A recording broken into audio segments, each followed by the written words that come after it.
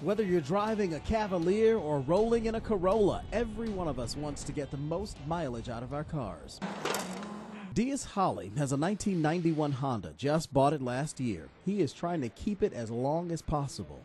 I definitely could imagine keeping it for the rest of my life. Diaz brought his car to Roby Manns in Homewood to get a checkup of sorts. Just a general diagnostic to see, if it's any potential problems that I need to check out, be looked at. Nothing's necessarily wrong with it, and he'd like to keep it that way. And he's not alone. The magic word is two years. Everybody says they want 2 more years out of their car. Eddie Cleveland, owner of Roby Manns Repair in Homewood, says with the right maintenance, you can actually get more than 2 years out of your car. Oh, absolutely. The biggest thing is just take care of it, maintenance it, repair it as it goes bad rather than wait till it builds up and then the repair bill gets extremely high. Here are a few important car repair facts. Fact 1, follow the maintenance schedule in the owner's manual, and don't forget the timing belt. Most need changing every 60 to 90,000 miles.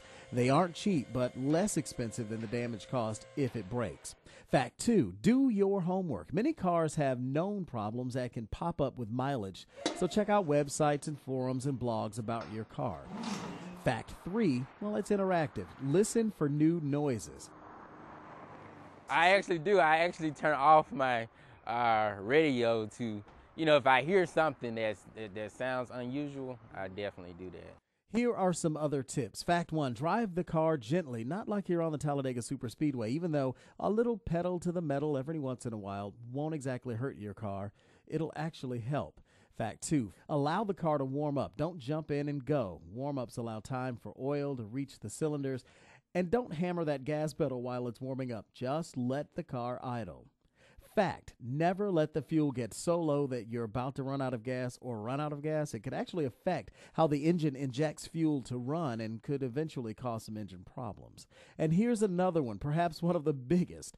Check the oil and all the other fluids regularly. You're asking for trouble if you drive with dirty oil. Another interesting tip, for goodness sakes, don't wreck it. If you structurally damage the car in a bad accident, then it gets to where it's not worth keeping anymore. And a lot of times insurance companies will just go ahead and total it out, and then you'll have to get another one.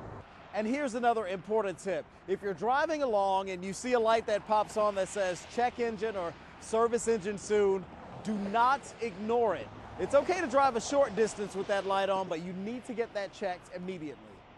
It's not a suggestion.